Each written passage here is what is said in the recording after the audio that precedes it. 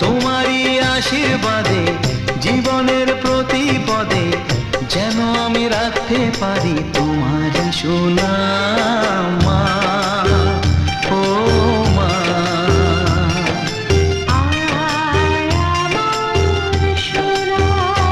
ও স্নেহের ছায়ায় ভালোবাসায় ঢেকে রাখে যে, অনেক জ্বালাশয় বুকে জড়িয়ে রাখে যে, তারই আঁচলে মুখ লুকিয়ে রেখে জীবন আমার কাটিয়ে দেব তোমায় দেখে মা।